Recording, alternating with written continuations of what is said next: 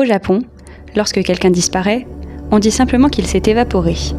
Personne ne le recherche, ni la police parce qu'il n'y a pas de crime, ni la famille parce qu'elle est déshonorée. Partir sans donner d'explication, c'est précisément ce que Kaze a fait cette nuit-là, après avoir été licencié du jour au lendemain. Sa fille, Yukiko, qui vit à Lyon depuis de nombreuses années, revient au Japon pour tenter de retrouver sa trace et de découvrir les raisons de sa disparition. Elle mènera l'enquête dans un Japon parallèle, celui du quartier des travailleurs pauvres de Sanya à Tokyo et des camps de réfugiés de la catastrophe nucléaire de Fukushima, autour de Sendai. Mais faut-il rechercher celui qui a voulu disparaître ?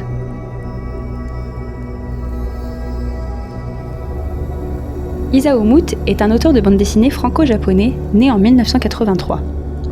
Il étudie aux Beaux-Arts d'Angoulême où il s'essaye à la bande dessinée.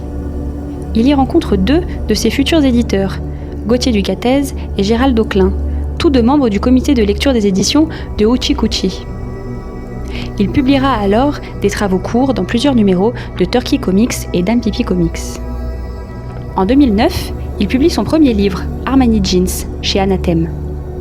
Par la suite, il écrit et dessine en 2015 la bande dessinée Castagne, tout en collaborant en parallèle avec diverses revues telles que Castroco Club et Hôpital Brut.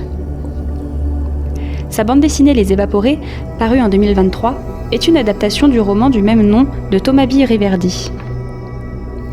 Si vous souhaitez faire partie des enquêteurs qui vont l'interroger, venez les 25 et 26 avril 2026 pour la nouvelle édition du Salon du Polar à la médiathèque de Sionzy. Frisson garanti.